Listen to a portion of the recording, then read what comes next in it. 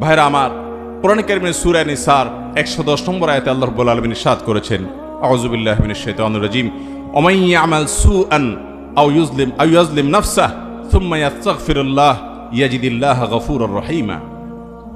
যে ব্যক্তি খারাপ কোনো কাজ করবে, ওয়া মান ইয়ামাল সুআ, কোন অপরাধ করবে, খারাপ কাজ করবে, হারাম কোনো কাজে লিপ্ত হবে, আও ইয়াজলিম নাফসাহ, অথবা যে ব্যক্তি নিজের প্রতি নিজে অবিচার করেছে, অন্যায় করে পাপাচার করে জর্জরিত হয়ে গেছে, সুম্মা ইয়াস্তাগফিরুল্লাহ, এরপরে যদি সে আল্লাহর কাছে ইস্তেগফার করে, ক্ষমা প্রার্থনা করে, ইয়াজিদিল্লাহা গফুরুর রহিমা, সে আল্লাহ রাব্বুল আলামিনকে ক্ষমাশীল পাবে, অনুগ্রহকারী পাবে। যদি সে আল্লাহর কাছে মাফ চায় চাওয়ার মতো, তো সে দেখবে যে আল্লাহ তাআলা তাকে মাফ করে দিয়েছে, অনুগ্রহ করেছে, রহম করেছে। পৃথিবীর কোনো আদালতের কাছে মানুষ যদি অপরাধ স্বীকার করে বলে আমি ভুল হয়েছে, আমাকে মাফ করে দেন, আদালত বা কোনো বিচারক দুনিয়ার বলবে না ঠিক আছে, অপরাধ সন্দেহাতীতভাবে প্রমাণিত হয়েছে, যেহেতু তিনি অনুতপ্ত হয়েছেন সেজন্য তাকে ক্ষমা করে দেওয়া হলো, এটা দুনিয়ার আদালত বলবে না। কিন্তু আল্লাহ রাব্বুল আলামিন আহকামুল হাকিমিন, বান্দা যত অপরাধ করুক, পাপ করুক, যদি তার কাছে ক্ষমা প্রার্থনা করে, লজ্জিত হয়, অনুতপ্ত হয়, মাথা অবনত করে, নিজেকে ভৎসনা করে, কেন আমি এই কাজ করলাম, এত খারাপ কাজ করলাম, এবং সংকল্প করে না আমার জীবনের রুট এবং মোড পরিবর্তন করব, আমার মোড় আমি চেঞ্জ করে ফেলবো, আমি ভিন্ন রুটে চলবো, আমি তওবা করব, ইস্তেগফার করব, তাকওয়ার পথে চলবো, হারাম পথ ছেড়ে দিব।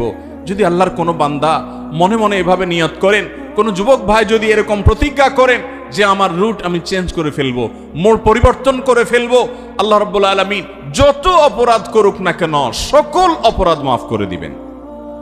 আল্লাহ বলেছেন, লা তাকনাতু মির রাহমাতিল্লাহ, আল্লাহর রহমত থেকে আশাহত হইও না, ইন্নাল্লাহা ইয়াগফিরুয যুনুবা জামিআ, আল্লাহ সকল অপরাধ মাফ করে দিবেন। আমাদের অনেক যুবক ভাই আছেন, অনেক বোন আছেন, অনেক বিভিন্ন বয়সের মানুষ আছেন, শয়তান তাদেরকে ওয়াসওয়াসা দেয় এই বলে, তুই এত পাপ করেছিস, এত অপরাধ করেছিস, কোন মুখে আল্লাহর কাছে মাপ চাইবি, কোন মুখে আল্লাহর কাছে তওবা করবি, আল্লাহর কাছে কেমনে মাপ চাইবি, থাক দরকার নাই, এই মুখ নিয়ে আল্লাহর কাছে মাপ চাওয়ার মতো অবস্থা নাই। এই কথা যদি আপনার মনে কখনো জাগ্রত হয়, উদ্রেক হয়, তাহলে আপনি নিশ্চিত হয়ে যাবেন আপনার আশপাশে ইবলিস ভরে গেছে এবং আপনার উপরে ভর করেছে, আপনার ধ্বংসের চূড়ান্ত পথে আপনাকে নেয়ার জন্য সে চেষ্টা করছে। নিরাশ হওয়া এটা মুসলমানকে সাজে না। আপনার পাপ যত বেশি হোক না কেন, আল্লাহর রহমতের পাওয়ার তার চাইতে অনেক বেশি। এই জন্য দরকার হলো ইস্তেগফার, তওবায়ে নাসুহা। আল্লাহ আমাদেরকে তওবায়ে নাসুহা করার তৌফিক দান করুন। তওবায়ে নাসুহা করলে আল্লাহ তাআলা সমস্ত পাপ মাফ করে দিবেন। সেটার জন্য প্রয়োজন হলো মন থেকে নিজের প্রতি নিজে ভৎসনা করা, যে আমি কেন করলাম, লজ্জিত হওয়া, অনুতপ্ত হওয়া, আল্লাহর কাছে কায়ে মনোবাক্যে মাপ চাওয়া, চোখের পানি দিয়ে, মালিক জাহান্নামের আগুন সহ্য করার মতো ক্ষমতা নাই। এবার পাপের প্রায়শ্চিত্ত শুধু আখিরাতেই হবে তা নয়, দুনিয়াতেও এর প্রায়শ্চিত্ত আমার করতে হতে পারে। আল্লাহ আপনি আমাকে মাফ করে দেন, আমি আর কখনো করব না। দুনিয়ার আদালত মাফ না করলেও আল্লাহ রাব্বুল আলামিন ওয়াদা করেছেন, ইয়াজিদিল্লাহা গফুরুর রহিমা। নিজের প্রতি নিজে অবিচার করার পর, খারাপ কাজ করার পর তওবা করে মাফ চাইলে আল্লাহ তাআলা মাফ করে দিবেন এবং অনুগ্রহ করবেন ইনশাআল্লাহ। ভাইরা আমার, আল্লাহর কাছে মাফ চাওয়ার জন্য মনের এই অবস্থা হতে হবে, এটা হলো মূল বিষয়। এর পাশাপাশি ইস্তেগফারের দোয়াও নবী করিম সাল্লাল্লাহু আলাইহি ওয়াসাল্লাম শিক্ষা দিয়েছেন। ইস্তেগফারের জন্য সবচেয়ে শ্রেষ্ঠ দোয়া হলো সাইয়্যিদুল ইস্তেগফার। সাইয়্যিদুল ইস্তেগফার হলো আল্লাহর কাছে ক্ষমা প্রার্থনার যত দোয়া আছে এর ভিতরে সবচেয়ে সেরা এবং শ্রেষ্ঠ দোয়া। শিখতে চান? আমরা অনেকে জানি আলহামদুলিল্লাহ, প্রত্যেক ইমানদারের এই দোয়া মুখস্থ করা উচিত। সাইয়্যিদুল ইস্তেগফারের যে মর্ম, এর যে অর্থ, এটা যদি আপনি লক্ষ্য করেন, আপনি দেখবেন সুবহানাল্লাহ, অত্যন্ত মর্মস্পর্শী, হৃদয়স্পর্শী, একেবারে অন্তরকে গলিয়ে দেওয়ার জন্য যথেষ্ট এরকম একটি দোয়া। আল্লাহুম্মা আনতা রব্বি, হে আল্লাহ আপনি আমার রব, আপনার সাথে আমার সম্পর্ক হলো আমি আপনার গোলাম, আর আপনি আমার পালনকর্তা, আপনি আমার রব, আমি এটা স্বীকারোক্তি করছি। আল্লাহুম্মা আনতা রব্বি লা ইলাহা ইল্লা আন্ত, আল্লাহ আপনি ছাড়া সত্যিকারের কোনো মাবুদ নাই, ইবাদত আর দাসত্ব গোলামি করার উপযুক্ত একমাত্র আপনি, আর কেউ নাই। এই তাওহীদের সাক্ষ্য আমি দিচ্ছি। খালাকতানি, আল্লাহ আপনি আমাকে সৃষ্টি করেছেন, আপনি আমাকে সৃষ্টি করেছেন। ওয়া আনা আবদুক, আমি আপনার গোলাম। ওয়া আনা আলা আহদিকা ওয়া ওয়া'দিকা মাস্তাতা'ত, আল্লাহ আমি আপনার সঙ্গে কৃত যে ওয়াদা আছে, আমি যে সৎপথে চলার প্রতিজ্ঞা করেছি, আমি যে ঈমান এনেছি, আমি যে স্বীকারোক্তি দিয়েছি যে আপনি আমার রব, এই ওয়াদার উপর, আপনার সঙ্গে করা অঙ্গীকারের উপরে যতটুকু সম্ভব আমি থাকার চেষ্টা করেছি। তবে এটা ঠিক যে আমি যতই চেষ্টা করি না কেন, যতই আমি প্রচেষ্টা চালাই না কেন, আমার দ্বারা অনেক অপরাধ হয়ে গেছে, অনেক গুনাহ হয়ে গেছে।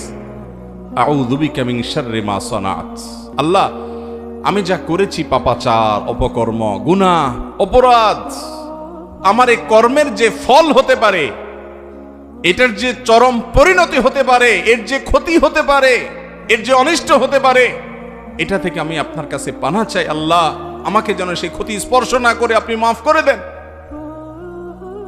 খালাকতানি ওয়া আনা আবদুক ওয়া আনা আলা আহদিকা ওয়া ওয়া'দিকা মাস্তাতা'ত আউযু বিকা মিন শাররি মা সানাত, আমি যা করেছি এর ক্ষতি থেকে আপনার থেকে পানাহ চাই। আউযু বিকা মিন শাররি মা সানাত আবু লাকা বিনি'মাতিকা আলাই, আল্লাহ আপনি আমার প্রতি যে নেয়ামত দিয়েছেন আমি স্বীকার করি। ওয়া আবু লাকা বিযামবি, নেয়ামত ভোগ করার পরেও প্রতি মুহূর্তে নেয়ামত ভোগ করে চলেছি। কত দুর্ঘটনা আমাকে পেতে পারে, কত অ্যাক্সিডেন্ট হতে পারে, এই সব থেকে আপনি রক্ষা করছেন। সব নেয়ামত আমি ভোগ করছি, স্বীকার করি। ও নেয়ামত ভোগ করার পরে আবার অপরাধ করছি, সেটাও স্বীকার করি। ও আবু লাকা বিযামবি ফাগফিরলি, অতএব আপনি আমাকে মাফ করে দিন। ফাইন্নাহু লা ইয়াগফিরুয যুনুবা ইল্লা আন্ত, কারণ আপনি ছাড়া আর কেউ মাফ করতে পারেন। আল্লাহুম্মা আনতা রাব্বি লা ইলাহা ইল্লা আন্ত খালাকতানি ওয়া আনা আবদুকা ওয়া আনা আলা আহদিকা ওয়া ওয়া'দিকা মাস্তাতা'ত, আমি আপনার গোলাম, আপনার অঙ্গীকারের উপরে থাকছি যতটুকু সম্ভব।